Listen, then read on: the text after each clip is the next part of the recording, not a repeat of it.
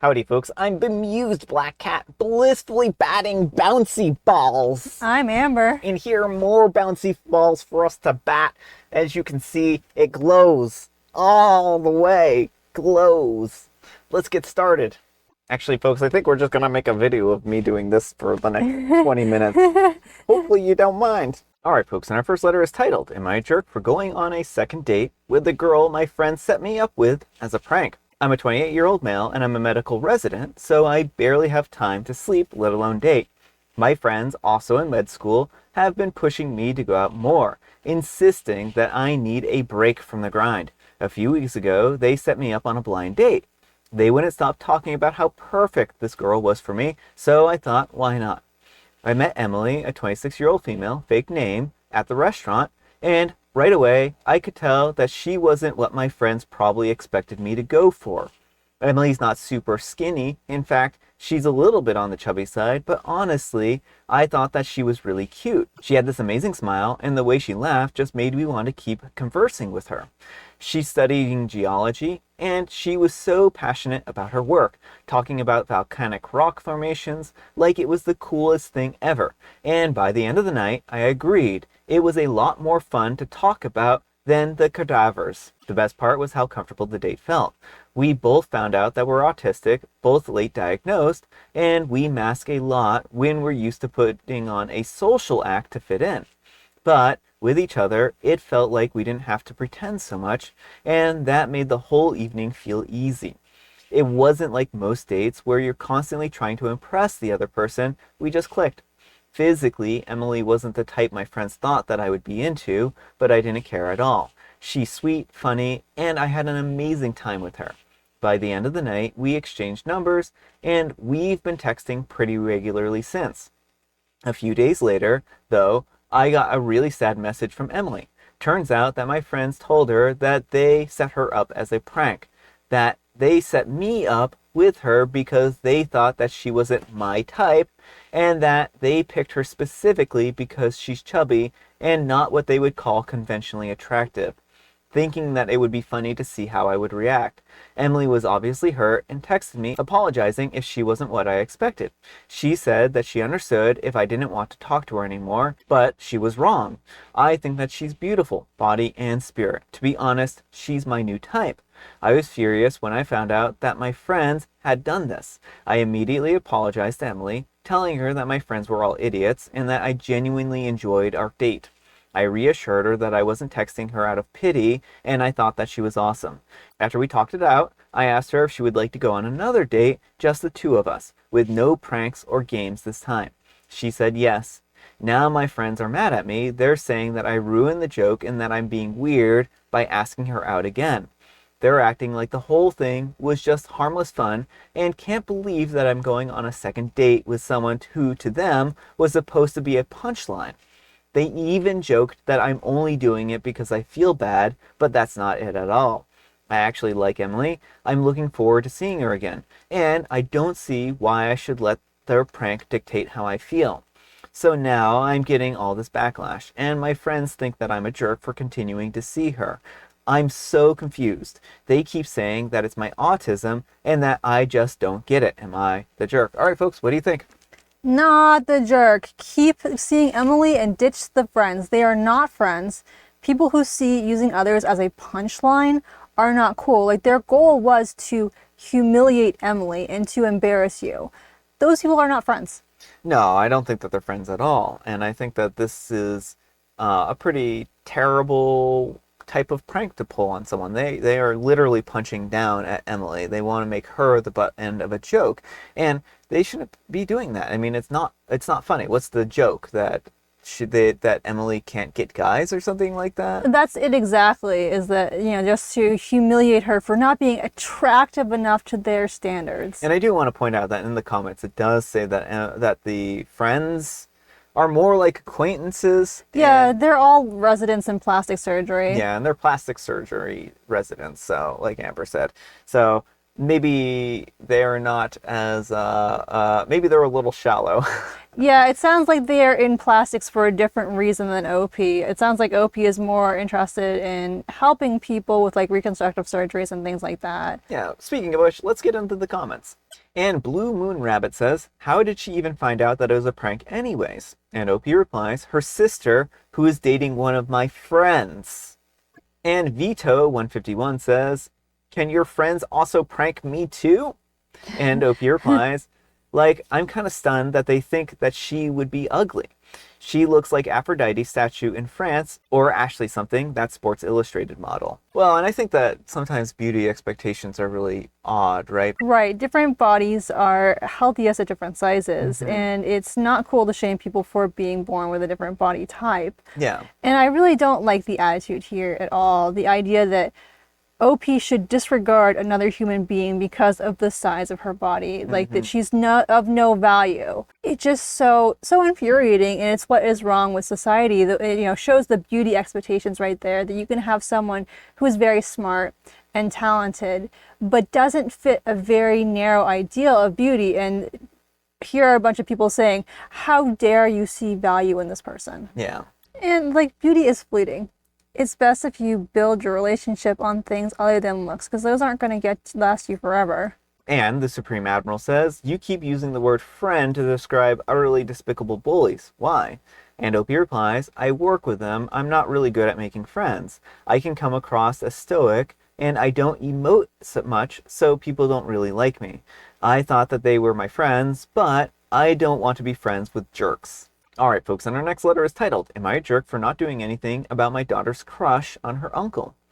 I'm a single mom to a 7-year-old girl, Olivia. My best friend, Jenna, and her husband, Maito, babysit Olivia 3 to 5 nights a week. I'm a shift nurse. Maito is a very attractive firefighter that rides a motorcycle and doesn't mind getting his nails painted. He got Olivia an electric bike/scooter so they can ride their motorcycles together. It goes max 10 miles per hour. His coworker has a kid a little older than Olivia, so he constantly brings home pretty clothes and toys and princess dresses that she grew out of. Olivia is in love with her uncle Maito, and is convinced that when she's grown up, she's going to marry her Uncle Maito. Jenna and Maito know about Olivia's crush. She tells Maito that she is going to marry him every time she paints his nails. She runs past Jenna to hug Maito every time I drop her off. Jenna had an event last weekend, so Olivia had a few hours alone with Maito. He decided to take her on a little date, so she put on a pretty dress. He wore a nice shirt and a tie, and brought her flowers and a balloon. And they got a pizza and an ice cream. Olivia has been talking about this date non-stop since then. Another one of my friends was over, and Olivia wanted to tell her about the date with Uncle Maito and how he got her flowers and a heart balloon and ice cream, and that she's going to marry him when she grows up. I sent Olivia to go get her new Mona dress to show her auntie, and while she was gone, my friend told me that it was extremely inappropriate to let Olivia have a crush on a grown man and to let him take her on a date when he knows that she has a crush on him. I told her that it's a harmless crush, that she'll understand that she can't marry him in a few years, and that he's the only man in her life, so it's just like a daddy-daughter date type thing.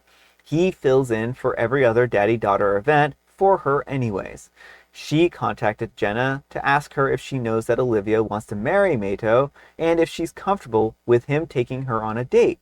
Jenna told her just to go away, but my friend is still convinced that I'm in the wrong and that this is putting Olivia in a vulnerable position. Am I the jerk for not doing anything about her crush on her uncle? All right, folks, what do you think? No, not the jerk. I mean, little kids crush on adults all the time. When I was about that age, I thought I was going to marry a pop singer. Like, there is nothing wrong with children having crushes. And I think the key thing is how the adults respond. It doesn't sound like he is doing anything untoward. It sounds like he's just treating her like a daughter. And so I don't see anything wrong with that. Yeah, I mean, I think that that's really the important distinction here, is that he seems like a trustworthy individual, and according to OP in the comments, he is a trustworthy individual. And he's doing this because he wants her to have a good childhood. He's doing this because he's a good individual. He's not doing this to groom her or, anything like that. And I think the OP is right that in a few years that she will grow out of this. Now, I would say that maybe if OP feels that it is worth it to sit down and have a conversation with her and explain that, Mato is married to Jenna, but that someday she'll be able to grow up and find her own Mato, right? Yeah, I mean, she's certainly old enough that she can be told that, oh, by the way, this person is married. You can't marry them, but you can look for someone like them when you get older. Yeah. And that Mato loves her like a daughter, right? And I mean, I think it's important to let her, know that, Mato is there for her in her life. And that having a crush is all right, too, right? Mm-hmm. I mean, it's not something that you want to shame her for or anything like that. And I think, again, OP's right. The thing is that Olivia is eventually going to grow out of this because little kids do that. They eventually grow out of these types of crushes. Well, and that's the thing is like little kid crushes, like they don't even understand necessarily what marriage entails. Mm-hmm. They're just like, this person is so cool. I want to be around them all the time. Yeah.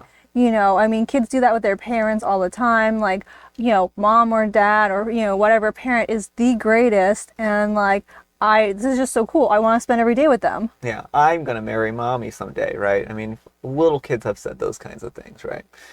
And that's really what it boils down to here. I mean, I don't think that Mato is a bad individual, and I don't think that OP is a bad individual. I don't think there's anyone who's really in the wrong. And I mean, even the friend, while the friend may be a little misguided, I don't think that I think they're coming from a place of being afraid that Olivia is in danger, right? And I think it's always good that if you suspect, a kid of being in danger, that you speak up and you say something, right?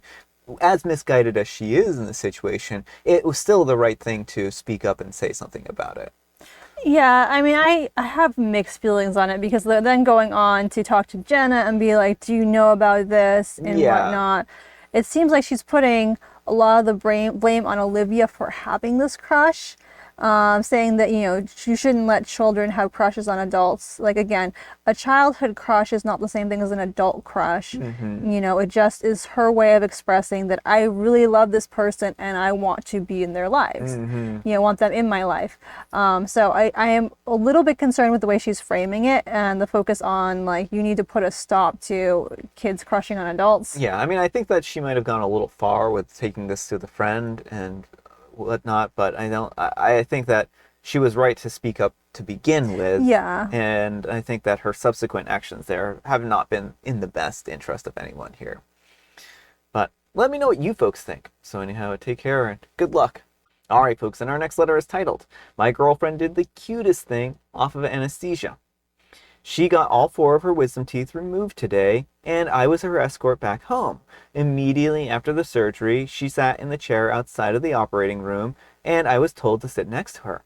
The chair was against the opposite wall from where she sat, and she just tried to grab me, even though her hands were really shaky. She just kept telling me how cute I was, booping my nose, and asking for forehead kisses. Even when I texted her mom, she just kept clutching my arm, and it was the most reassuring and adorable thing ever, knowing how much she loves me. I don't know how I got so lucky. All right, folks, what do you think of this one? Oh, that is so adorable. When I came off anesthesia from getting my wisdom teeth out, there's like some kind of metal object that looked vaguely like a spaceship. So I was talking to Brian about how this thing looked like a spaceship. Yes. And he was like nodding along. Not nearly as cute, but kind of funny. Well, I just thought this was a nice thing to end on here. And, the thing is, like, it's nice and wholesome, and, it's good that OP has a partner that loves him like this, right? Just don't mess it up. Just don't go and take another woman on a date using her credit card or something like that. Yeah, don't take your advice from the Reddit Am I the Jerk stories. Yeah. But let me know what you folks think. So anyhow, take care and good luck. All right, folks, it is tea time. Grab your beverages of choice. I've got some tea right here, and Amber, she has a joke. What do mummies love to listen to? I love listening to daddies. Rap music. Oh, that too, I guess. That too, I guess. And I have the special guest tea, the chocolate tea today. Alright, folks, that's all the time we have for today. Thank you so much for watching. Happy Special Sunday, folks. And you know what makes it special? You do, and Amber does too. And Brian does too. Amber, we need some kind of moral advice and or guidance, and please have it wholesome. Love, whether romantic or platonic, makes the world a special place. It sure does. It sure does. Thanks so much for watching, and we'll see you all tomorrow. Bye. She runs past Jenna to hung him. Well, that took a dark turn. She runs past Jenna to hung Mato. Hung. Why am I saying hung?